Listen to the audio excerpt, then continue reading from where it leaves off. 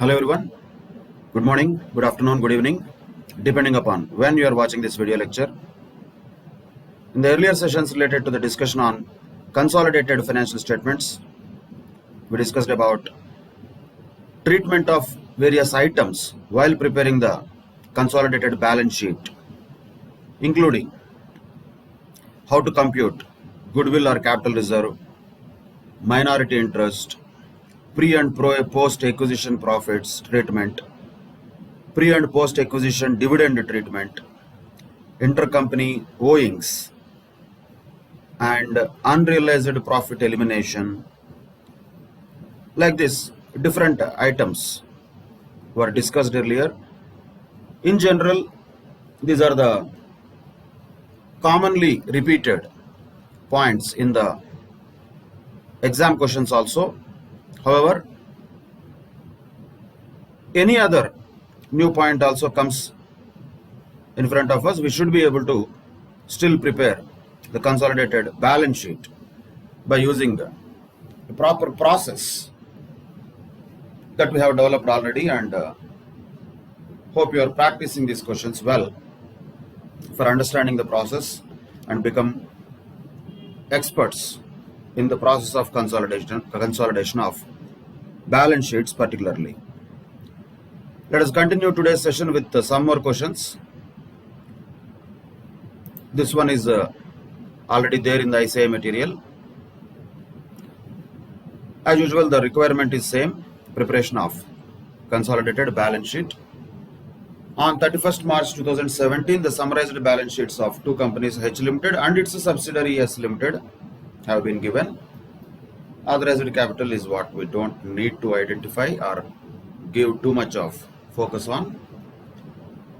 Other things are given like issued and subscribed capital, general reserve, profit and loss account, bills payable, trade payables, provision for taxation, dividend payable. Like this, many liabilities are given. H Limited is the holding company, subsidiary company is S Limited. That is clear. That is not going to be any confusion in that, because it is given clearly in the question itself. But now look at the other side. Assets has land and buildings, plant and machinery, furniture, etc. Investments in the shares of S Limited is also there. The amount is given 3000 lakhs, but number of shares or percentage of shares is not given. So what mistake people will do? They will take 3000 divided by 4800 and arrive at percentage of holding of H Limited in S Limited. That is absolutely wrong. Why? Because this 3000 lakhs is the cost of acquisition. The 4800 is the face value of the shares. Both have no relationship at all. They cannot be compared to find out the percentage. We need a number of shares at least, or if not, the percentage directly should be given. So far in the balance sheet, it is not given. We know that S Limited has 480 lakhs shares of 10 rupees each. But out of those 480 lakhs shares, how many shares are held by H Limited? That is not given in the balance sheet. So we need further information on that. Stock, trade receivables, cash and bank balances, bills receivable, sundry advances. These are the other current assets which are also given in the balance sheet. And the following information is also provided to you. First one says, H Limited purchased 180 lakhs shares in S Limited on 1st April 2016. That is the beginning of the year, when the balance of general reserve and profit and loss account of S Limited was 3000 lakhs and 1200 lakhs respectively. So H Limited purchased 180 lakhs shares only. Again, we cannot jump to conclusion. Out of 480 lakhs shares, if H Limited is holding only 180 lakhs shares, it is holding much less than 50%. So how can it be a holding company? Cannot be. So there is something else. We have to still further read the question. On 31st March 2016, once again at the beginning of the year, S Limited declared a dividend of 20% for the year ended 31st March 2016, and H Limited credited the dividend received by it to its profit and loss account. So, as usual, they did a mistake. The dividend which was related to the pre-acquisition profits has been declared by the subsidiary company, but holding company, instead of reducing it from the cost of investments, it has credited to the P&L account, which has to be reversed now. That means we have to reduce the profit and loss account balance of H Limited, and also we have to reduce the same amount from the cost of investments, that is 3000 lakhs, which is given in the balance sheet. That adjustment has to be done. But look at the point C, that is the twist here. That is because of which the S Limited was having 480 lakh shares, but H Limited originally purchased only 180 lakh shares. How is it possible? Because of the third point, C point. On 1st January 2017, S Limited issued 3 fully paid up bonus shares for every 5 shares held out of the balances of its general reserve as on 31st March 2016. So bonus shares were issued by S Limited, 3 shares for every 5 shares held. Bonus shares were issued, and from where they are issued? From the general reserve balances as on 31st March 2016. That means, once again, from the pre-acquisition reserves only, these bonus shares are issued. 3 for every 5 shares. So we have to understand from that how many number of shares would have been there first of all at the beginning of the year. That was 1st April 2016. In that, how much was H Limited's holding? Of course, the minorities also will get the same bonus shares as H Limited. So how many bonus shares would have been issued? In that, how much goes to the holding company and how much goes to the subsidiary company? All these calculations can be done by looking at point C. Now, point D. This is again a general adjustment. On 31st March 2017, all the bills payable in S Limited's balance sheet are acceptances in favor of H Limited. So S Limited's balance sheet, where are the bills payable? 160 lakhs are there. All of them are towards H Limited only. However, but on that date, H Limited held only 45 lakhs of these acceptances in hand, the rest having been endorsed in favor of its own trade payables. So the point is, the bills receivable of H Limited and bills payable of S Limited have to be nullified. But question is once again, how much? Is it 160 lakhs or is it 45 lakhs? Answer is 45 lakhs only. Why? Because since H Limited already endorsed the bills receivable in favor of somebody else, the original liability of those bills still lies with S Limited only. So S Limited may not pay to H Limited, but it will have to pay to the creditors of H Limited, because H Limited already endorsed them in favor of somebody else or discounted them. So S Limited might have to pay to the banks or to the creditors of H Limited. So we cannot say that is mutual owing. To what extent it is mutual owing between H Limited and S Limited? Only 45 lakhs. So the adjustment here should not be for 160 lakhs, it should be for 45 lakhs, where there is a mutual owing between H Limited and S Limited. For the remaining amount, S Limited is still liable to pay. It is a real liability. It has to pay to somebody else, but not H Limited. Definitely to somebody else. So that cannot be a nullified liability. That liability still exists. So the nullification happens for only 45 lakhs. Then on the 5th point it says, at the balance sheet date 31st March 2017, S Limited's inventory included goods which it had purchased for 100 lakhs rupees from H Limited, which made a profit of 25% on cost. So the inventory is with S Limited, profit made by H Limited. That means no need of minority interest and all. Definitely it can be reduced from the profit and loss account of H Limited, and it can be reduced from the inventory while consolidation. But amount, how much? It has purchased for 100 lakhs and already a profit of 25% on cost was made. So 100 into 25 divided by 125 is the unrealized profit, which has to be eliminated from inventories of S Limited and profit and loss account of H Limited. These are the other items. So many other items which are given in the balance sheet, they do not have any adjustment. And if you observe, mostly the adjustment is with the bills receivable, bills payable and inventories and P&L account. All other things are adjustments in the reserves and P&L account related only. So conveniently what we can do is, as usual, we can just total the amount of assets and liabilities where there are no adjustments and post them in the consolidated balance sheet. But before that, we still don't have answer to the crucial question. We needed 3 questions to be answered always.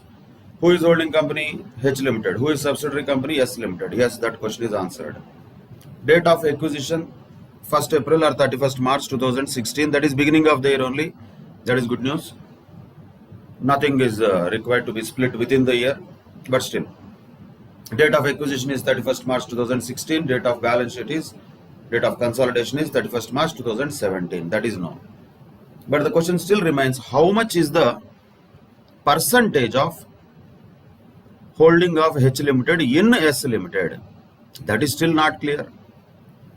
That we have to definitely first find out before we proceed with anything else. So what was the original amount of investment that H Limited has made? That amount of investment is not relevant for calculating percentage. What matters is the number of shares. So what was mentioned here is, H Limited purchased 180 lakhs shares and later on a bonus issue was issued. Now we have to understand this one. Let us say H Limited has purchased 180 lakhs shares. How much bonus issue would have been made to them? How much would have been made to them? 180 original. For every 5 shares, 3 shares are issued. So 180 divided by 5 into 3. That is 108 lakhs face value worth of shares would have been issued to H Limited as bonus shares. So what will be the total holding of H Limited? Number of shares wise? Number of shares only this is. 180 is also number of shares. 108 also is number of shares. So what is the total number of shares held by H Limited in S Limited? 288 lakhs shares. But what is the total number of shares outstanding at the end of the balance sheet date? That is 480 lakhs shares, which is here already there. 480 lakhs, 4,800 divided by 10. That means what is the percentage of holding of H Limited in S Limited? 288 divided by 480 into 100. That means 60% is the holding of H Limited. This first we have to calculate, which is not given in the question directly. We have to calculate that. What is the holding of H Limited in S Limited? 60%. Naturally, what will be the minority interest? Minority interest will be 40%. That is clear. So very important aspect to first identify before we proceed with anything else. That is the percentage shareholding of H Limited in S Limited. 60:40 is the percentage shareholding. Now we know everything. Now we can conveniently take the items within the balance sheet to the consolidated balance sheet one by one.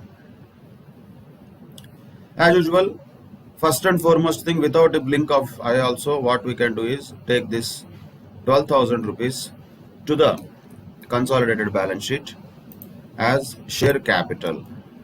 That is 12,000. That is the share capital of holding company, which should be there in the consolidated balance sheet also, with the same amount. That can be done.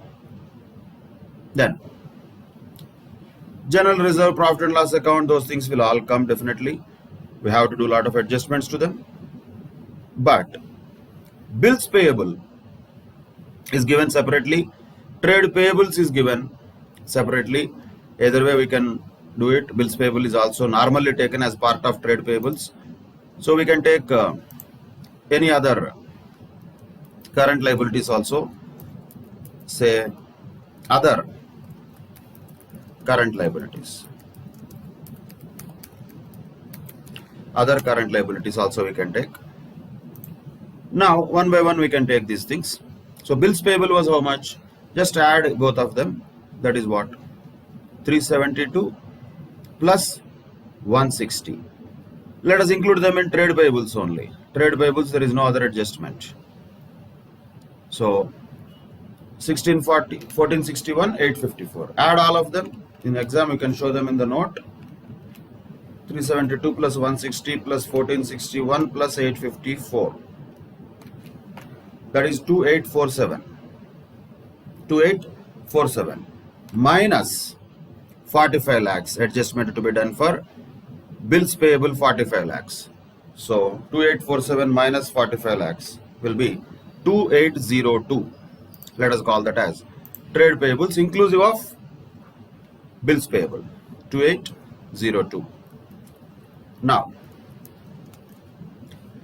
because of requirements, we can have any other items also, since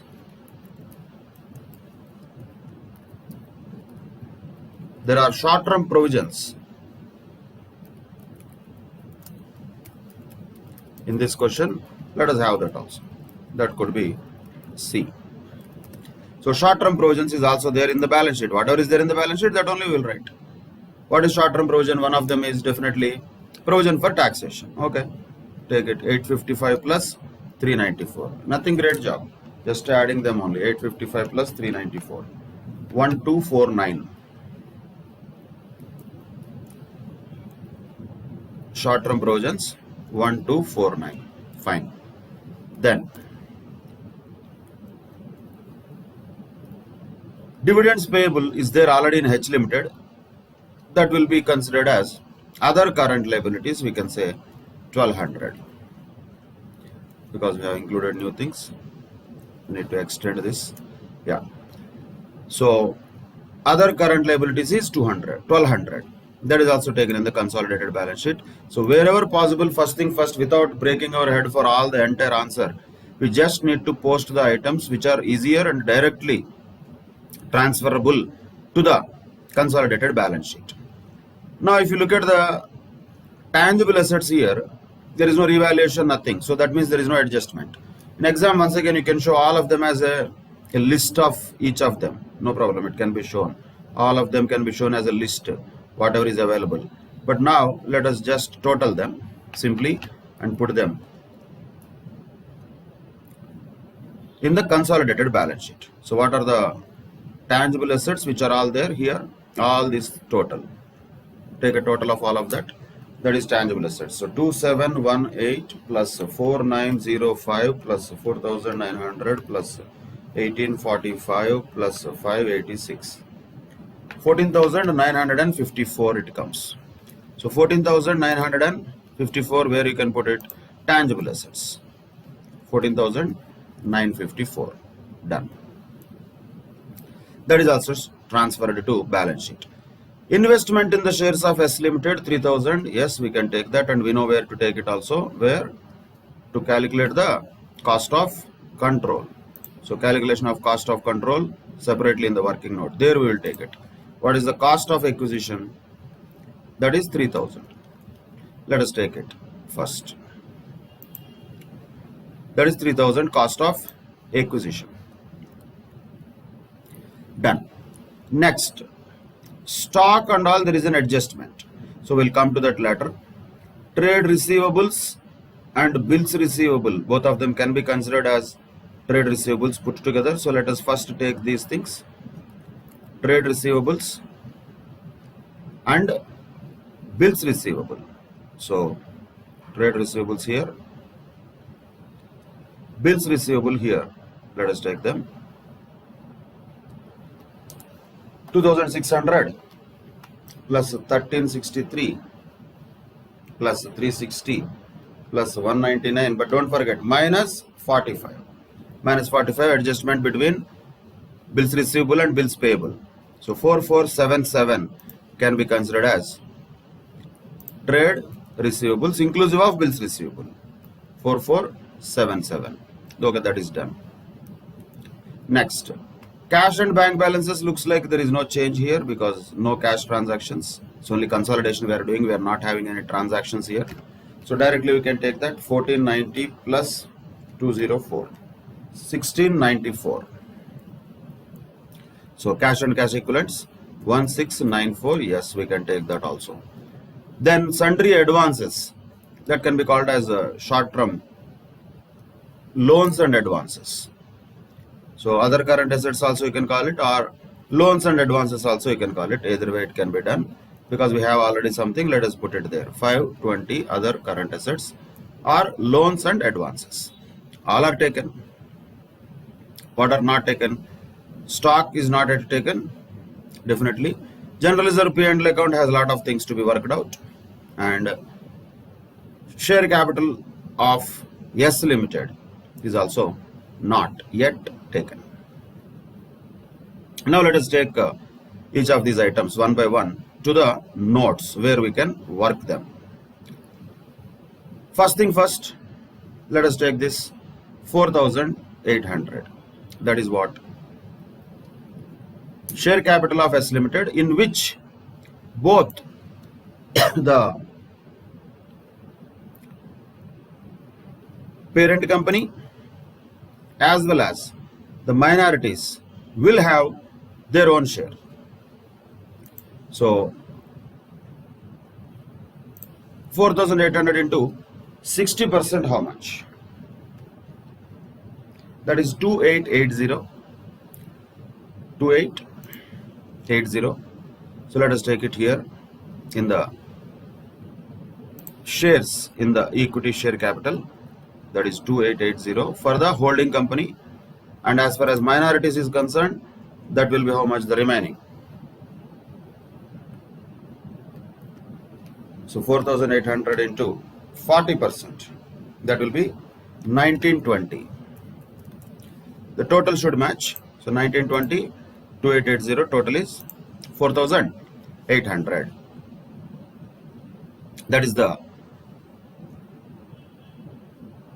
amount of share of holding company and the minorities. Then we have other things like general reserve and profit and loss account of holding company also, general reserve and profit and loss account of subsidiary also. So let us take them to the working notes so that we can work on them one by doing adjustments. So general reserve, let us say. General reserve of holding company, directly we can take to the reserves and surplus. There is no problem. That is 2784. There will not be any adjustments here. 2784 can be taken to the balance sheet itself. Let us take it directly to the balance sheet in the reserves and surplus. 2784. Okay, that is done. What about the general reserve of Yes Limited? That is at the end of the year, and definitely it has changed during the period, so we have to do the adjustments for it. P&L account of H Limited also there will be some adjustment because of inventory and unrealized profit and the mistake what they have done. And 1620 P&L account of S Limited also there will be adjustment. So those three items we have to take them below the balance sheet, that is in the working notes. So let us take general reserve of Yes Limited, leave some sufficient space, then P&L account of Yes Limited let us take first, then we can take also P&L account of H Limited. Everything will take from balance sheet only, then we'll do the adjustments as required. So what is general reserve of Yes Limited? First of all, from the balance sheet, that is 1380. General reserve of S Limited is 1380. Okay, that's good. Then P&L account of S Limited is how much? 1620 S Limited it is. 1620. Okay, fine. That is also entered. But how much is the P&L of H Limited? That is 2715. 2715. So that is the profit and loss account of H Limited. Now, all the other things in the liability side of the balance sheet have been transferred somewhere within the consolidated balance sheet or our working note. Let us take stock also, so that everything from the balance sheet will be taken out. Stock or inventories. H Limited and S Limited. Both can be taken. How much are they? 3949 and 1956. 3949, 1956. 1956. These are the stocks of both the companies. Now with this, everything that is there in the normal standalone balance sheets, it is our job to take them out of them, so that either they go directly to the consolidated balance sheet or they go to the working notes, from which ultimately they have to go to the consolidated balance sheet only. So this is the basic work that we have to do in any question. This process is same irrespective of whatever the adjustments are. Adjustments will come later. Whatever adjustments are to be done, they have to be done later, once we have taken out all the items out of the balance sheet in front of us. Now we have everything in front of us. Now let us do one by one the adjustments according to the information that is given in the question, which is there after the balance sheet. So let's look at the additional information given in the question. A point says H Limited purchased 180 lakh shares in S Limited on 1st April 2016, when the balance of general reserve and profit and loss accounts were 3000 lakhs and 1200 lakhs respectively. That was the opening balance, or we can say the balances of general reserve and P&L account at the time of acquisition. So that is first point. Second point is, on the same date, S Limited declared a dividend of 20% for the year ended 31st March 2016, and H Limited credited the dividend received by it to its profit and loss account. So here, at the time of acquisition, though there are reserves and profit and loss account balance of 3000 lakhs and 1200 lakhs, those were the reserves which were there already. But at the end of the year, the reserves of S Limited are different. General reserve was 1380, profit and loss account was 1620 from the balance sheet, what we have taken. So what we need to understand is what happened in the year, how they have moved from that amount to this amount. Let us understand them one by one. Definitely, the dividend that is declared by S Limited would have been reduced from the profit and loss account of 1200 lakhs, which is there in the opening balance, because dividends will be declared from profits normally. So whatever the dividend that S Limited has declared, that would be reduced from 1200 lakhs of opening balance. So the opening balance, though it is mentioned as 1200 lakhs, it is not 1200 lakhs. From that, already dividend was declared by S Limited. So how much is the dividend? That we should first find out. That has to be once again calculated separately. So how much could be the dividend? When H Limited purchased the shares of S Limited, that is on 1st April 2016, it has purchased 180 lakhs shares that we have seen already. That was the original purchase of shares, and which was given here also. 180 lakhs number of shares are purchased, and that represents 60%, which means how many shares would have been there on that date? If 180 represents 60%, how much would be 100%? 300 lakhs shares would have been there. 300 lakhs shares face value will be 3000 lakhs, 10 rupees share. 20% dividend means how much would that be? That is 600 lakhs. So the dividend that would have been declared by S Limited is 600 lakhs, that is for sure. And that is very clearly a pre-acquisition dividend, no doubt about it. In that dividend, some portion will go to the H Limited, some portion will go to minorities. Naturally, 60% of 600, 360 will go to H Limited and 240 will go to minorities. That is fine. But the problem here is this 360 was wrongly credited by H Limited to its own P&L account. That is a point number B.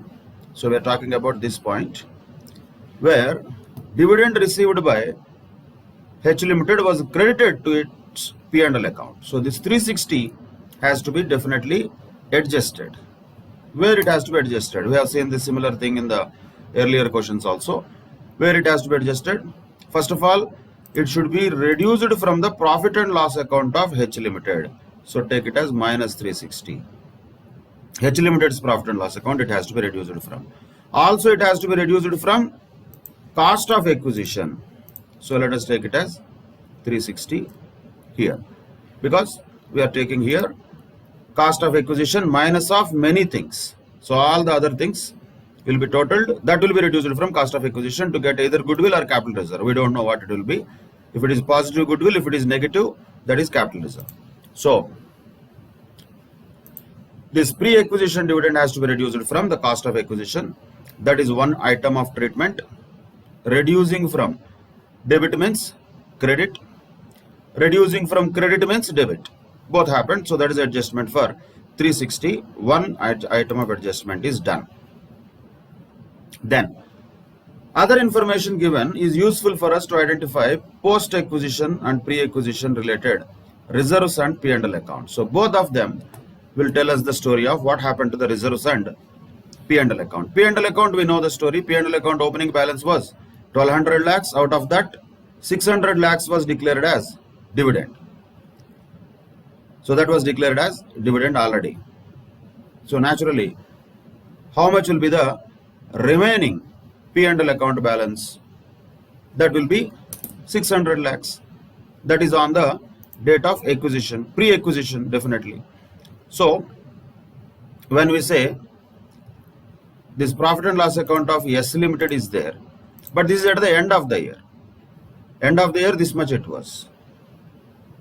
600 lakhs is related to already opening balance. So what is the profit during the year? How can we find out? By reducing 600 from this. So 600 reduced from the P&L account of S Limited, and obviously it has to be distributed to two people. Who are they? One is holding company, that will go to share in the profit and loss account. So 600 into 60% means 360. This 360 is different. This 360 is different. The one 360 is dividend share. This is the share in the remaining 600, because exactly the amount is 1200 lakhs in the P&L account balance at the beginning of the year. It was equally 600, 600. 60% of both are incidentally here looking same. They are not same. One 360 is the pre-acquisition dividend. Other 360 is the share of H Limited in the profit and loss account of S Limited before acquisition. So 360, if you give it to H Limited, the remaining has to be given share in the profit and loss account to minorities. Naturally, that will be 240. That is the share in P&L account pre-acquisition we are talking. Same way, reserves also. Reserves also, pre-acquisition reserves were how much? Actually 3000 lakhs. Actually, but what happened? From that, bonus shares are issued. Very clearly it is given. Bonus shares are issued out of its general reserves. So once again, how much bonus shares would have been issued? How much of pre-acquisition reserves would have been used for that? That again we have to calculate separately. So how many bonus shares would have been issued? That we can easily find out, because before the acquisition, before bonus issue, original number of shares are 300. Now they became 480 lakhs shares. How? Naturally, 180 lakhs shares, bonus shares were issued. 180 lakhs means how much amount will be used? 10 rupees share means 1800 lakhs would have been used for issuing of bonus shares from the general reserve prior to the acquisition of this Yes Limited. So instead of 3000 lakhs, how much will be actually considered as pre-acquisition profits? We cannot take them as 3000 lakhs. So when there is a general reserve of S Limited, there is a 3000 lakhs original, but in that 1800 lakhs has already been used for declaration of bonus shares. So ideally speaking, what we can say, closing balance is 1380, but opening balance 3000 minus 1800, that means 1200 is the amount of general reserve which is related to pre-acquisition. Ideally it was 3000. Since 1800 was used for bonus issue, 1200 is of capital nature, that is pre-acquisition general reserve we can call it. 1200 we can reduce from this closing balance, like we did for 600 for P&L account. We can do it for 1200 in the general reserve. But once you reduce it from here 1200, naturally you have to give it to two people. 1200 into 60%, that will be 720 given to H Limited itself. Given means while calculating the cost of control, that will be useful. So 1200 into 40% means 480 should be minority interest. That is minority interest. In this question, there is no revaluation, so there is no need of share in revaluation in both places, not required. But yes, share in revenue profits definitely will be required. How it will be required? Let us understand that. General reserve of S Limited closing was 1380. Opening after the adjustment of bonus issue is 1200. That means during the year, how much general reserve would have been freshly created? It would have been 180. That is 180 general reserve during the year. That is post acquisition naturally. This 180 will also have to be shared between minorities and H Limited. But in terms of minorities, it will go to minority interest. But for H Limited, you cannot take it to the cost of control because this is post acquisition. Or alternatively, what we can do? We can just take this 180, nullify this entire general reserve thing, 0. This 180 is nullified. Then that can be given to P&L account, because where from the general reserve will come? That comes from P&L account only effectively. So 180 is transferred from general reserve to P&L account. Here it looks like, but actually it is otherwise. It would have been transferred from P&L to general reserve only. So 180 is included in the P&L account calculation. So let us take the current year's post acquisition profits or revenue profits now. Closing balance of P&L account is 1620. Opening balance minus dividend is 600. So ideally 1020 should have been the profit made during the year. 180 would have been transferred from P&L to general reserve. Without making that profit, how can you transfer to general reserve? That means effectively 1200 lakhs would have been the profit made by Yes Limited during the year, which is a revenue profit. So general reserve account is closed. Now 1200 revenue profit has to be definitely distributed between H Limited and minorities. H Limited P&L account is here only. So how much our 1200 is into 60% comes to H Limited, and in this 1200 share in the revenue profits will go to minorities. And how much will be that? 480 naturally. So 720 here, 480 to the minorities here. Total is 1200.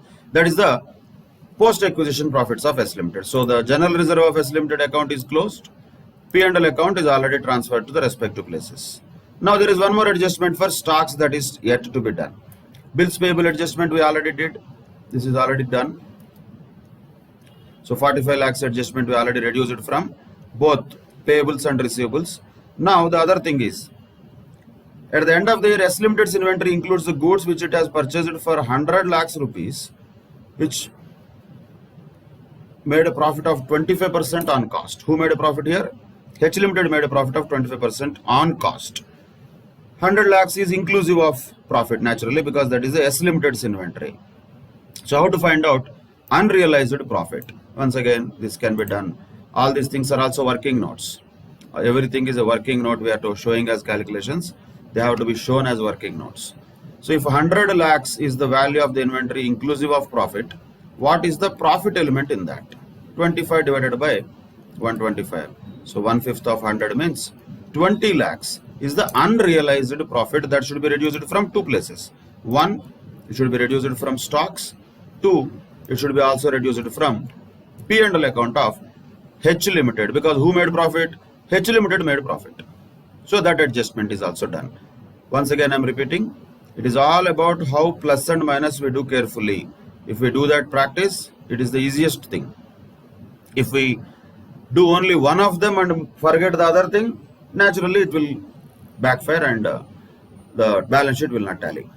So be careful with what is the flow from one point to another point. General reserve of S Limited has no balance. This 1200 is already transferred to different places. P&L account now, what is the balance of this of H Limited? That comes out to be 3055. That is the total of this. Take this as 3055. Let us take it to the main balance sheet. Reserves and surplus. Already we have 2784. Now it is 3055 related to the reserves and surplus of H Limited. Then we have other things. Say stocks. Yes, stocks we did not take. Stocks 5885. Take it to the inventories. 5885. Okay, that is also done. So this is done.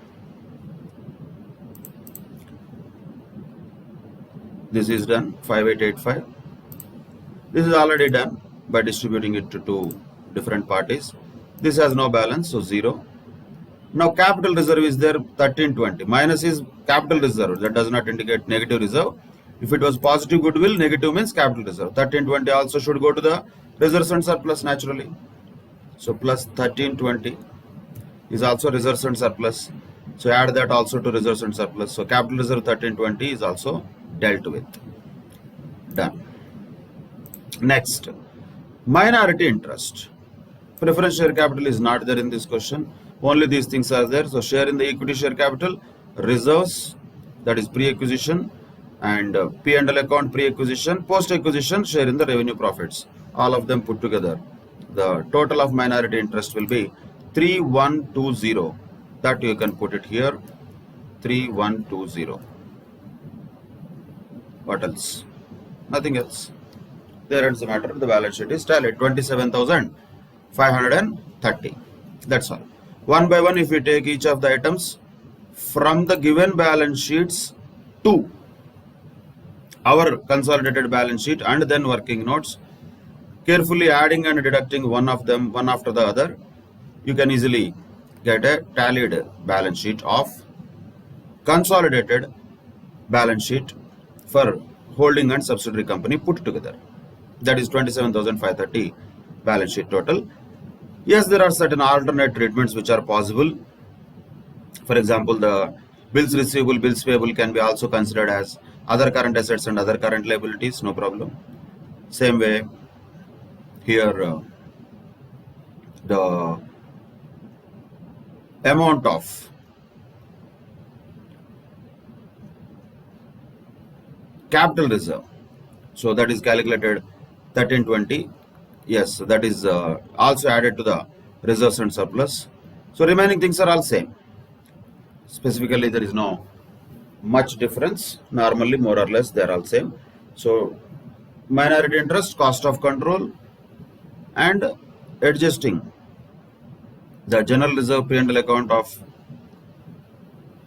subsidiary for sure, and P&L account of H Limited for the adjustments related to unrealized profit, or a wrong treatment of pre-acquisition dividend. More or less, the questions will be very similar in the main exam also. That is about another question in the consolidated balance sheet. Now let's do one more question which was given in May 2018 for 20 marks. If a full-fledged consolidated balance sheet question is given, it can be easily expected for 15 to 20 marks. So this was given in May 2018. The following summarized balance sheets of H Limited and its subsidiary S Limited were prepared as on 31st March 2017. And share capital is given. Reserves and surplus include general reserve and P&L account. Current liabilities has only trade payables. And asset side, non-current assets has machinery and furniture. Non-current investments, 16,000 shares of 20 rupees each is mentioned here. Here fully paid shares of 16,000 shares, they purchased at 20 rupees. Face value of 10 rupees, that's fine. That means out of the 20,000 shares of S Limited, H Limited purchased 16,000 shares. That means 80% is held by H Limited, 20% by minorities. But the cost of acquisition was 3,20,000 rupees because they purchased each share at 20 rupees. That is a purchase price. Always care has to be taken. Purchase price is different, face value is different. When number of shares are given, it is easy to identify the percentage. 16,000 out of 20,000, that is 80% held by H Limited. Then current assets include inventories, trade receivables, cash and bank balances. That is the balance sheets of two companies, H Limited and S Limited, already given, both tallied already. Now H Limited, the information about acquisition is given. As we already have observed, H Limited acquired 80% shares in S Limited on 1st April 2016. That is at the beginning of the year only. Once again, that is one way better because we don't have to split the current year profits into pre-acquisition and post-acquisition. Whatever is there at the beginning, that is pre-acquisition. Entire year profits are post-acquisition. On the date of acquisition, general reserve of S Limited and P&L account of S Limited stood at 50,000 and 30,000 respectively. Naturally, though both of them are pre-acquisition. And machinery with a book value of 2 lakhs rupees and furniture with a book value of 40,000 rupees of S Limited were revalued at 3 lakhs and 30,000 rupees respectively on 1st April 2016 for the purpose of fixing the price of its shares. Rate of depreciation is machinery 10%, furniture 15%. Normally that will not be reflected in the S Limited's balance sheet because that was only computed for the purpose of fixing the purchase consideration. So machinery S Limited, if you look at, that is only 1,80,000, which is 2 lakhs minus 10%. Same way, furniture 40,000 minus 15%, 34,000 is shown on the S Limited's balance sheet asset side, machinery and furniture, which means they have not included the revaluation, which we have to do naturally. That is our job.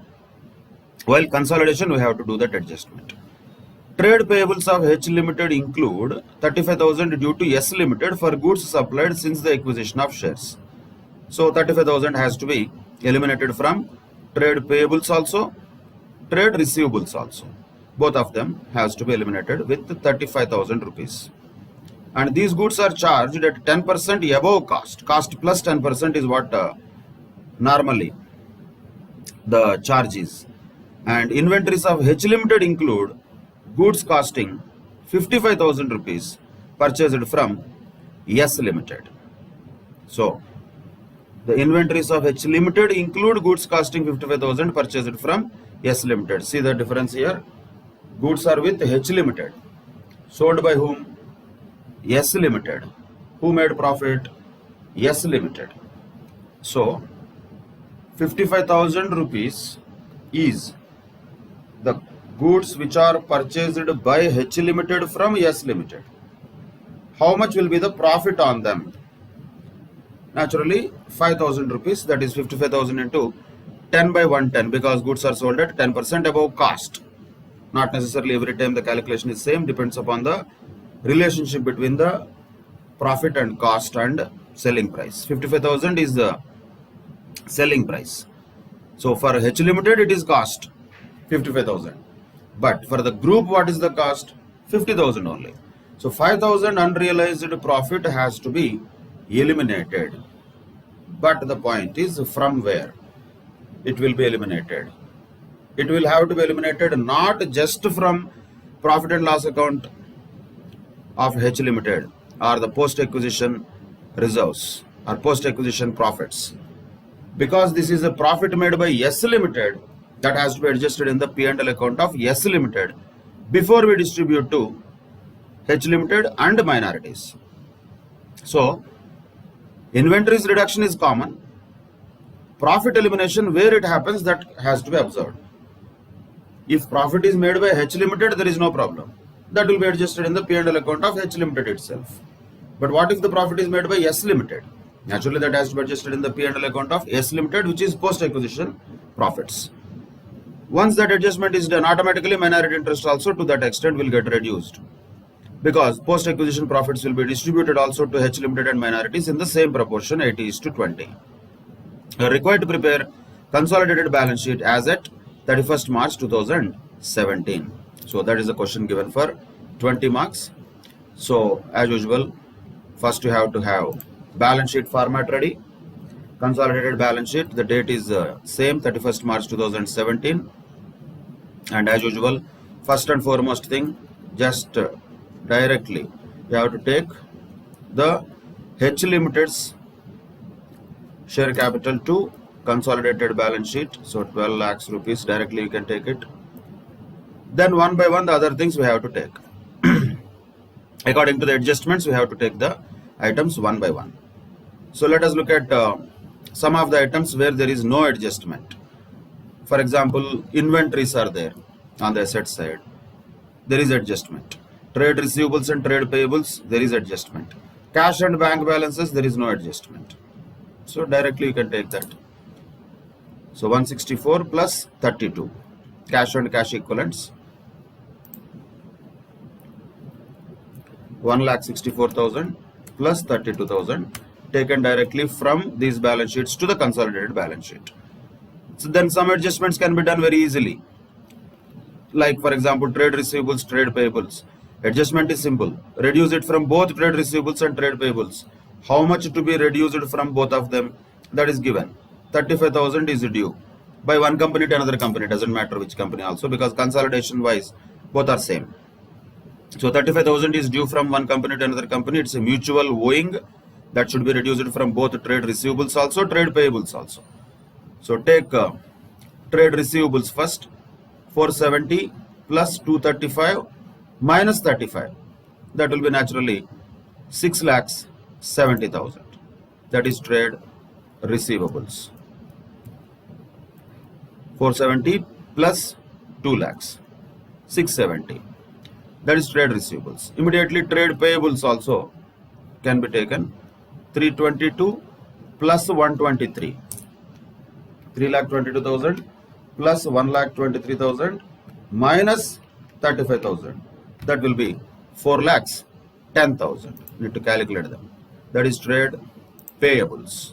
4,10,000. How the calculation happens? 322 plus 123 minus 35. That's what it is.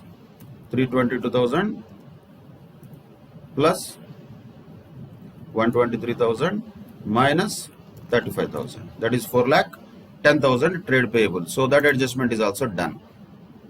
Then investments in S Limited related to H Limited, 3,20,000 is the cost of investment that can be always taken to the calculation of cost of control or goodwill or capital reserve, whatever it may be. So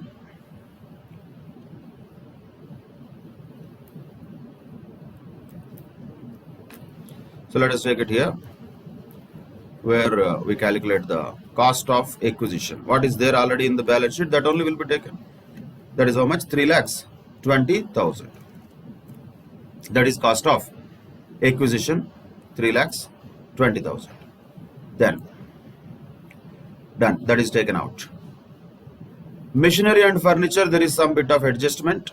So definitely we have to do that revaluation and all. and general reserve and profit and loss account also there is some adjustment. However, this equity share capital can be distributed to holding company and minority interest very quickly, 2 lakhs. And we have to already observe what is the ratio, that is 80% and 20%. Date of acquisition we already observed, that is beginning of the year only. H Limited is a holding company, S Limited is a subsidiary company. All the 3 facts are already observed. So 2 lakhs share capital can be distributed also. What is the share of minorities in that 2 lakhs? It will be 20%. That means that is 40,000. And what is the share of holding company in that? It is 80%. That will be 1,60,000. So that can be also done straight away. Then the general reserve of H Limited can be transferred directly to the reserves and surplus without any problem. 4,35,000. We can take it to reserves and surplus. 4,35,000. That can be taken out. Other things require some adjustments. Definitely that has to be taken to the working notes. Machinery, furniture also requires some adjustments. Inventories also require some adjustments. General reserve of subsidiary and P&L account of both the companies require adjustments. Let us take them out first from the balance sheets. That is the best way of approaching consolidation. So what is the general reserve of S Limited? Directly. General reserve of S Limited. At the date of balance sheet only. That is 1,55,000. Write it here, general reserve of S Limited, 1,55,000. And profit and loss account of S Limited on the date of balance sheet is 65,000. Okay, 65,000.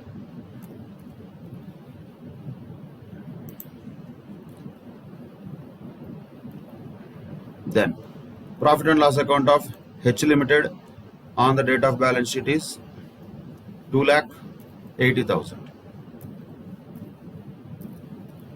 So 2,80,000. Profit and loss account of H Limited. So 2,80,000 taken out, 65,000 taken out, 1,55,000 also taken out. 435 directly went into the consolidated balance sheet. So the liability side entirely in our control now. Nothing is there in the question. Same way, machinery and furniture, we can just do the working note separately. Stocks also, you can have the working note separately. Say machinery first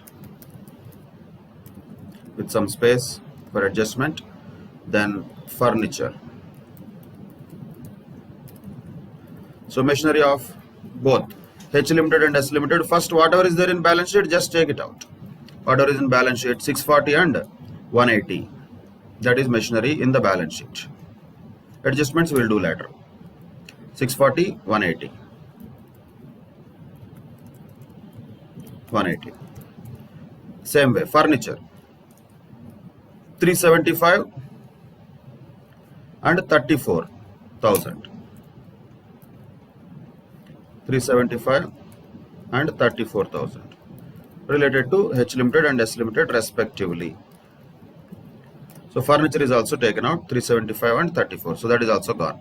Inventories also, let us take them out. With that, the entire balance sheet will be in our control. 268 and 62. Stocks 268,000 and 62,000. Is it 62? No. Yeah, 268 and 62,000. Correct. Totals we will do later. So just take out everything from the balance sheet to the consolidated balance sheet or working note, as the case may be, depending upon the situation. That is the first job we have to do. Then one by one, we have to start doing the adjustments as given in the question. So first of all, H Limited acquired 80% shares at the beginning of the year. On the date of acquisition, general reserve and profit and loss account of S Limited stood at 50,000 and 30,000 respectively. See, after that there is no bonus, no dividend, no nothing. So there is no adjustments required for them related to pre-acquisition. So directly the pre-acquisition general reserve and P&L account, both of them will have to be distributed to the H Limited, cost of control and minority interest. So general reserve of S Limited, closing balance is 1,55,000. Opening balance how much? General reserve 50,000 it says. So 50,000, reduce it from here. Reduce it from 50,000 here. Out of this 50,000, how much will go to H Limited? 80%. Means 40,000 will go to here, share in reserves, and minority interest will be 10,000. So 50,000 adjustment is done. Same way 30,000 is the profit and loss account balance at the beginning of the year. So end of the year it was 65. 30,000 is at the beginning of the year. So reduce 30,000 here. Minus 30. Out of that 80% will go to cost of control calculation. 80% of 30,000 will be 24,000. And 20% of 30,000 will be 6,000. That will go to minority interest. So that is also done. So 50,000 reserves and 30,000 P&L account of S Limited at the beginning of the year has been distributed according to the ratio 80:20. That is the first adjustment done. Then it says the machinery with a book value of 2 lakhs rupees, furniture with a book value of 40,000 rupees were revalued at 3 lakhs and 30,000 respectively. So there is an upward revaluation of machinery for 1 lakh rupees, downward revaluation of furniture by 10,000 rupees. So net revaluation is 90,000 rupees. So that has to be affected definitely in the assets. So machinery, we need to revalue upwards by 1 lakh rupees. Upwards, so plus only 1 lakh. Furniture minus 10,000 rupees. But net effect is what? 1 lakh minus 10,000, 90,000 rupees. In this 90,000 rupees, 80% goes to the computation of goodwill. Here, share in revaluation. Profit here, let us say, that will be 72,000. What is 72,000? That is 80% of 90,000. So 20% of 90,000 will be naturally the remaining 18,000. That will be given to the minorities. Let us put it here, share in revaluation profit to the minorities. It will be 18,000. 90,000 into 20%. So share in revaluation profit is given to the minority interest 18,000 and 72,000 to the calculation of cost of control, which is nothing but H Limited's share. Total 90,000, there 90,000, here net effect is 90,000, revaluation is done. Next, because of this revaluation, definitely there will be some change in the depreciation that should have happened. How much depreciation they should have provided and how much they have actually provided. Differential depreciation we need to provide now. For machinery and furniture, separately, we can calculate that depreciation. See, ideally speaking, machinery and furniture, both of them originally were having a book value of 2 lakhs at the beginning of the year only, so there is no problem. And furniture 40,000, original book value was that. After that they are revalued like this, 1 lakh upwards, 10,000 downwards, which means 3 lakhs the machinery would have become and 30,000 the furniture would have become. On this, ideally they should have provided 30,000 depreciation, that is 10%. On this 30,000 they should have provided ideally 15% depreciation. So 30,000 into 15%, that is 4,500 they should have provided. But how much they actually provided? On machinery they provided only 20,000 on machinery, whereas on furniture they provided 6,000, because 40,000 minus 34,000 furniture value at the end of the year, 6,000 they have provided. They have provided already 6,000 during the year. So now the point is, adjustments should be done for what? Of course, the machinery now should be further depreciated by 10,000, whereas The furniture is already excess depreciated, so it has to be increased by 1500. So this calculation is also important. Separate working notes can be done for that. How much ideally the depreciation should have been provided, but how much is actually provided, and how much is the differential depreciation that we should provide now. So the differential depreciation for machinery is 10,000, furniture is minus 1500, means the depreciation is already excess provided. Now let us provide further depreciation to machinery. Depreciation, so it will reduce, so further depreciation of 10,000. But furniture, it will increase because already additional depreciation is provided, excess depreciation is provided. We have to increase the value of furniture by 1500. But what is the net impact? Net impact is 8,500 additional excess depreciation we are supposed to provide, which means the profit and loss account of S Limited has to be reduced by 8,500 net. What is that 8,500? The difference between 10,000 and 1,500. Additionally, excess depreciation, now further depreciation we have to provide net 8,500. So P&L account of S Limited has to be reduced by that. Once again, credit balance reduced means debit, right? And debit balance here reduced means credit. Net is 8,500 in each case. So that is about adjustment of excess or shortfall in depreciation now got rectified. We adjusted that with the assets also and P&L account of S Limited also. That is done. Then also it says trade payables of 35,000 has to be adjusted, which we already did. Trade payables and trade receivables, already we have adjusted that 35,000, so no need to do it once again. Then unrealized profit, yes. Unrealized profit, first you have to calculate how much is unrealized profit. Calculate unrealized profit, how much is that? Whoever made it, that doesn't matter, that comes later. But how much is profit? 55,000 is the invoice price or the cost for the purchaser. But cost for the group is different.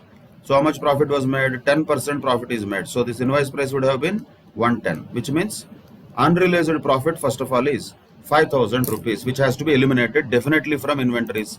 First directly take from inventories that 5,000 out. Take that 5,000 out from inventories for sure. Then the question comes again where it has to be taken out. Again it has to be taken out here from the profit and loss account of S Limited, because S Limited made the profit. If the profit was made by H Limited, that would have been eliminated from H Limited's profit and loss account, but here from S Limited's profit and loss account, that 5,000 has to be eliminated. Reducing from P&L account means debit. Reducing from inventories means credit. Always that care has to be taken. So 5,000 is adjusted from both the places. That is the last adjustment which was given. So all the adjustments are done. Revaluation and depreciation related adjustment, trade payables, trade receivables related adjustment, unrealized profit adjustment, all are done. Now, this cannot be capital reserve because this is positive first of all, right? There is no pre-acquisition dividend and all in this case, so we don't need to worry about that. Whatever is there, that only will be there. Cost of acquisition was 3,20,000 minus of all this 296,000 will give 24,000 goodwill. What are all there here? Share in the equity share capital, share in the pre-acquisition reserves, share in the pre-acquisition P&L account, share in the revaluation profit. Those are all there. Now coming to the other aspect, pre-acquisition done, it is done, goodwill 24,000. Post-acquisition we still have to look at. General reserve at the end of the balance sheet year, at the end of the year on the balance sheet date was 1,55,000. Beginning of the year it was only 50,000. So how is it possible? 1,05,000 would have been definitely transferred from P&L account of S Limited. Naturally it is a general reserve of S Limited. So you can do like this, 1,05,000, take it out from general reserve and add it to the P&L account of S Limited, because it would have been transferred from P&L account only, 1,05,000. That would have been also the profit made by S Limited during the year. So general reserve balance is zero, nothing is there. Then the other question comes, what is the current year profit of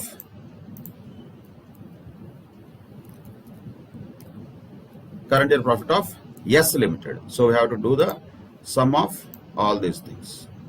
Total all of them, we get 1,26,500. So from these two, it looks like 35,000 profit they made. Then 1,05,000 reserve also is there, which is also profit only.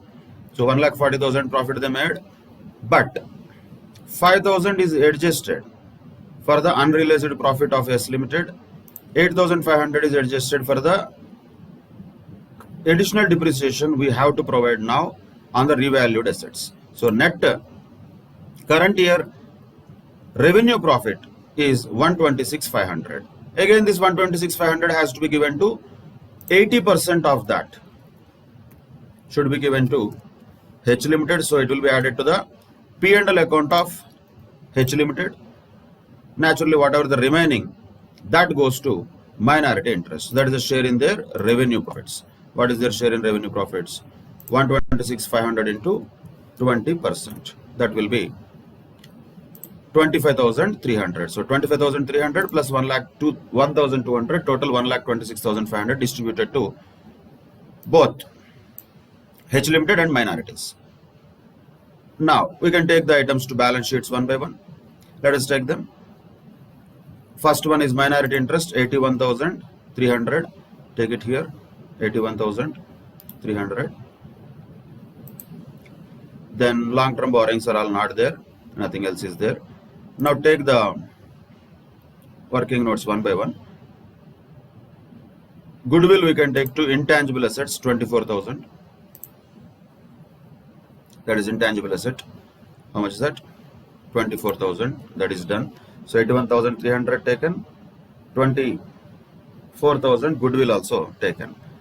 General reserve of S Limited is gone. P&L account of S Limited already distributed. P&L account of H Limited, yes, we need that. So how much will be that?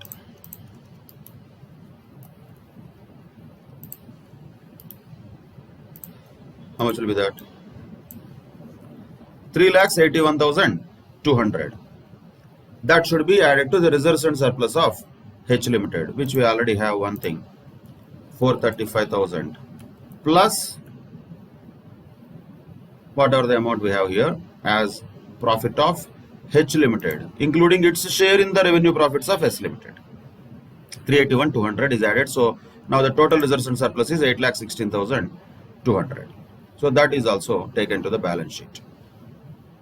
Then we have stocks. Yes, we need to find out the total of them. So the 3,25,000 is what inventories are. Put them in inventories. 3,25,000. That is also taken.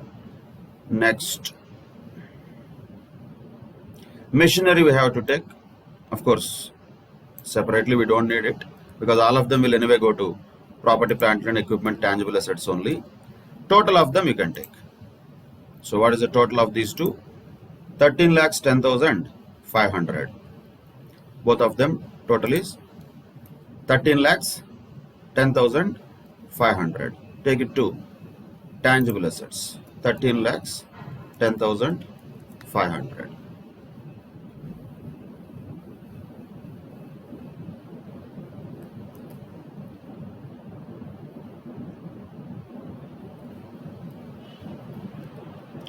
Looks like it is not telling. Somewhere there is a mistake maybe. Let us look at the totals one by one. Yeah, minority interest is 99,300, not 81,300. That is where the mistake happened. And 25,25,500 is the balance sheet total. That should tally naturally. 25,500. That's it. That is a consolidated balance sheet as at 31st March 2017 from the balance sheets which are given. Always the process is same. If you follow it comfortably, then definitely you can solve the questions with much ease. And speed is important. That can only be achieved with practice. Speed nobody can teach you. That has to be achieved individually with your rigorous practice. But how the process has to be done, this is how the consolidation of balance sheets can be done in a very easy manner, taking out everything from the balance sheet to our consolidated balance sheet format and working notes, then doing adjustments one by one, every time making sure we are dealing with 1 plus 1 minus, 1 plus 1 minus. That has to be always taken care of. There is no option other than getting the tallied balance sheet unless there is an arithmetical error. Because already we have tallied balance sheets. For every plus there is a minus. So how can the total be different? It cannot be different. It has to tally in the first shot without any arithmetical errors ideally. That is how consolidated balance sheets have to be prepared. Done? Now let's quickly look at one more type of question which was asked also in the examinations recently for 10 marks, where date of acquisition is okay, and after the date of acquisition for so many years the profits and losses will be given, and the main point of this question is minority interest. Normally whatever we have is a positive amount because that is their share in the equity capital and reserves of the subsidiary. What if the subsidiary had so much of losses that minority interest itself goes negative? Should we show minority interest negative is the question. Answer is preferably no. What happens is, if the minority interest goes negative, the holding company itself will have to bear that. Bear again, not in the sense really it is going to give them some money, or minority interest does not mean also that every time they are all getting it. It's all about their share in the subsidiary company's worth. What if the subsidiary company's worth itself gone negative because of losses? Quite possible. Then the minority interest, instead of being negative, that negative amount will be borne by holding company. And the next time when the profits will be arising, whatever the holding company has earlier borne the profits, those will be first utilized for adjusting the minority interest. So it is more of an arithmetical exercise. There is nothing much conceptual related it. But it is an example given in the essay material and asked in the recent exams also. Anytime it can be asked. In a general basis, on a broader basis, if we see, there are only 3 to 4 type of questions which are there in the essay material. Those questions only are appearing in the exams. This is one of them. Consolidated balance sheet, of course, is the most favorite one and biggest one and most scoring one also. At least 15 to 20 marks it will get us. That's what we have already discussed and reasonably completed practice of many questions. And if you practice those questions with the understanding of the adjustments, that is more than enough. But there are other models like this where you need to do and show some workings. Consolidated profit and loss account is another model which we will discuss in the next session. And rearranging the balance sheets of both the companies to match their accounting policies is another question that also we will discuss in the next session. But this small calculation can be done with the help of information that is given. So let us first look at this question and understand it carefully. A Limited acquired 70% of equity shares of B Limited on 1/4/2010 at a cost of 10 lakhs rupees, when B Limited had an equity share capital of 10 lakhs and a reserves and surplus of 80,000 rupees. And in the 4 consecutive years, B Limited fared badly and suffered losses of 2,50,000, 4 lakhs, 5 lakhs and 1,20,000 respectively for the 4 years after 1/4/2010. Then thereafter, in 14-15, they experienced a turnaround and registered an annual profit of 50,000. And in the next 2 years, that is 15-16 and 16-17, B Limited recorded annual profits of 1 lakh and 1,50,000 respectively. Show the minority interest and cost of control at the end of each year for the purpose of consolidation. See, first of all, cost of control is not going to change. That is goodwill or capital reserve, which happened at the beginning of the year. Beginning of the year in the sense at the time of acquisition. Here we cannot take about 1 year. There are many years. So when the original acquisition happened, then itself the cost of control or goodwill will be calculated, and that is not going to change. What will change? Minority interest will change every year, yes. And profit and loss account share of H Limited or A Limited in B Limited's profits will change? Yes. Cost of control, why it will change every year? It will not change. So that can be calculated once and it can be kept separately. So what is cost of control? Nothing but the cost of acquisition, that is originally how much price that A Limited has paid to purchase the shares of B Limited, that was given in the question as 10 lakhs rupees. And what was the worth of B Limited on that day? It was 10 lakhs and 80,000. So 10 lakhs 80,000 into 70%, that is 7 lakhs 56,000 is the share of A Limited in the equity of B Limited on the date of acquisition. 10 lakhs is the cost of acquisition, that is this 10 lakhs, and 70% of equity share capital plus reserves of B Limited on the date of acquisition, that is 70% of 10 lakhs 80,000. If you calculate, that comes out to 7 lakhs 56,000. So naturally, how much will be the goodwill or capital reserve? 2 lakhs 44,000. Since it is positive, it is goodwill.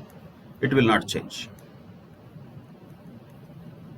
That will be remaining same. Now, year after year, definitely the minority interest will keep on changing. Is that clear? First, goodwill 2,44,000 done. So leave it aside. In addition to that, what is asked is minority interest also at the end of each year. That is what is asked. So let us take the years one by one, and then we can say how much will be the minority interest for each of those years. Where we should start from? 2010-11, right? That is the first year after the acquisition. 2010-11, 2011-12, 2012-13, 2013-14, 2014-15, 2015-16, 2016-17, till what it was given? 2016-17, that's all. So what are the profits or losses of the subsidiary in all these years? That is also given. So B Limited fared badly and suffered the losses of 2,50,000. So this is loss 2,50,000, 4 lakhs,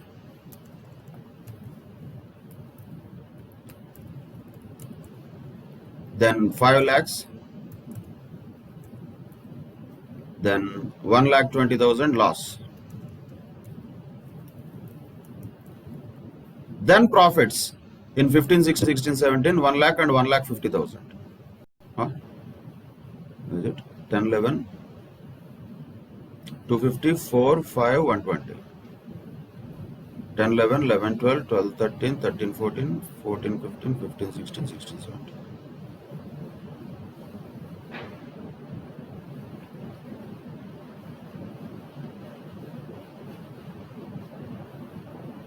Okay, in 14-15 turnaround 50,000 is said, yes, that is profit. After that 50,000, again next 2 years, 15, 16, 16, 17, 1 lakh and 1,50,000 profit.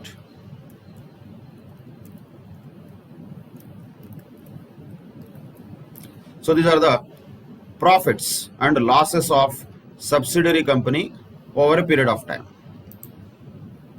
right? But the point is not that. The point is minority interest, how it will be affected each of these years. First of all, how much is minority interest? That we should know.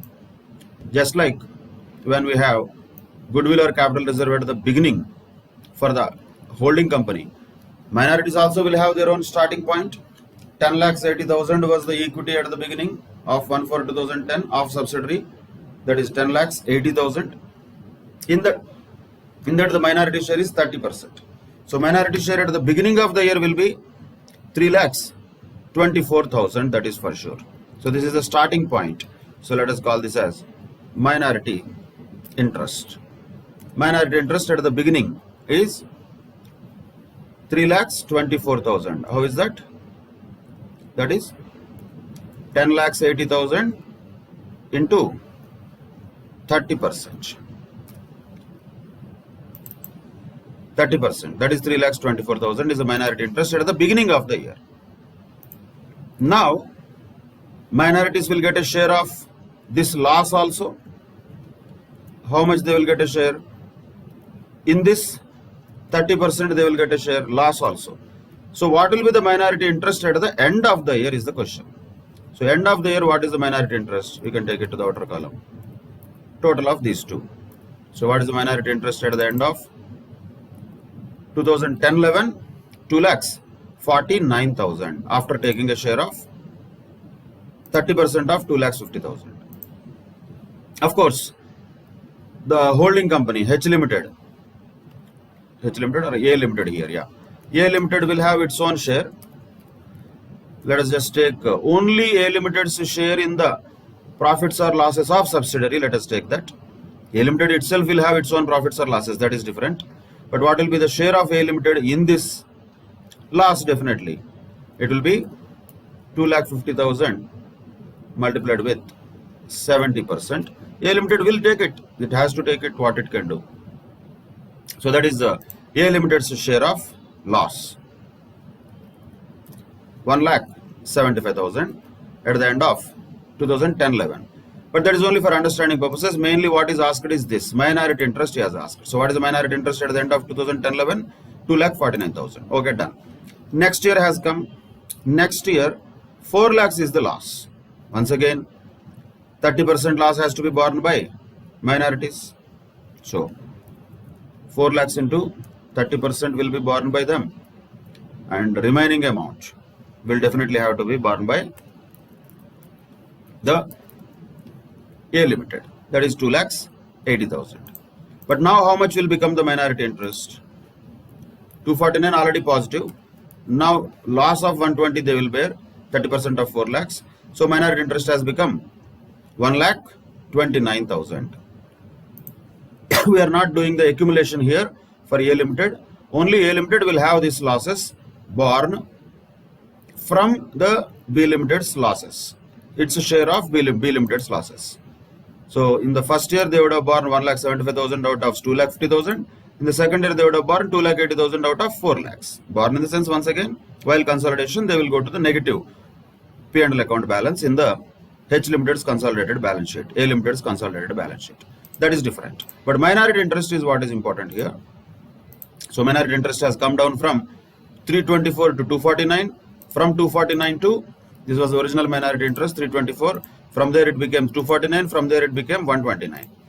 Next year looks like a big loss, 5 lakhs loss. So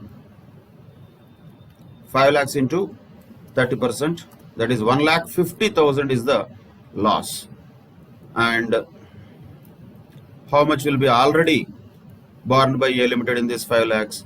3,50,000 will be borne by A Limited anyway, because it is its share of 70% of 5 lakhs. That is there. But now the point is, how much will be the minority interest? Can we say minority interest is negative 21,000? No, that is the point. So this minus 21,000 also will have to be borne by A Limited. So A Limited will not only bear its own 3,50,000, which is its 70% of 5 lakhs. In addition to that, it will bear this 21,000 also related to the loss of minority interest being 0. Already the minority interest now is 0. There is no minority interest at the end of 2012-13, 0. But A Limited already has borne 21,000 rupees related to minorities. Then again 1,20,000 loss only. Minorities will not bear it. Still it is 0. But here also you have to separate that. In this 1,20,000, 70% anyway it has to bear. But remaining how much? 36,000 A Limited is bearing related to minorities. So this 21,000 and 36,000 put together so far, that also you can have a cumulative amount. Sum of 57,000 loss that A Limited is bearing related to the minorities. So that is how much now? So far 57,000. Its own loss we don't have to worry. Its own loss it is anyway, it is bound to have it. So 175, 280, 350, 84, there is no problem there. But when it is bearing the loss of minorities also, we have to keep a separate track of that. Because this 1,20,000 is loss. There is nothing that minorities will get it. Even if they get minus 36,000, it has to be borne by A Limited only. So for 2013-14, minority interest is also still continuing to be 0. Or else you can do like this, into 30%, that is same 36,000. That will be borne by the A Limited. Same thing, amounts are same. Now, 14-15, some turnaround happened, 50,000 profit has come. That's a good news. But in that, 30% is related to minorities, 70% is related to A Limited, 35,000. That is its own profit. Once again, we are not bothered about that. Now the point comes, can minorities take away this 15,000? No, they cannot. Why? Because already their loss A Limited was bearing all these years. So this 15,000 also has to be given to, profit has to be given to A Limited only. So this entire 15,000 goes here. But because of that, what happens? This accumulated balance will come down. Instead of 57,000, that is becoming 42,000.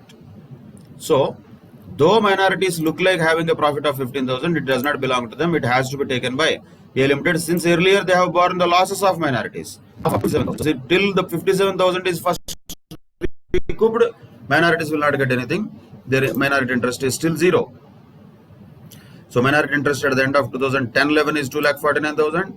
11-12 is 1,29,000. Thereafterward, 2012-13, 13-14, 14-15, it is always 0. Minority interest is 0. Then 15-16 came. 15-16, once again you can have 30% of this profit, 30,000. And once again you can have 70,000 related to A Limited. That is okay. But still, this 30,000 is short of 42,000. So who will get this 30,000? That will be taken by A Limited only. So minority interest is how much? Still it is 0 only. But the accumulated balance definitely will reduce. Minus 42 plus 30. Now it is only 12,000. So A Limited bearing the loss related to minorities started with 21,000, increase it to 57,000 because of this 36, then decrease it to 42 because of a profit share of 15,000, again decrease it to 12 because of profit share of 30,000. Now there is a good profit. Definitely this looks a reasonable number, that is 45,000. Of course, remaining will go to A Limited. That is not a problem. Now the problem is, how much should be minority interest now? How much should be minority interest? It cannot be 45,000. This 12,000 has to be adjusted there. So the minority interest at the end of 2016-17 will be 33,000 only. And here this has become 0. There is nothing else that A Limited bears any more losses of minorities. So the minority interest at the end of that 2016-17 will not be 45,000, it will be 33,000. Because this 12,000 also has to be taken first by A Limited, remaining 33,000 only can be taken by minorities. So this is a calculation only.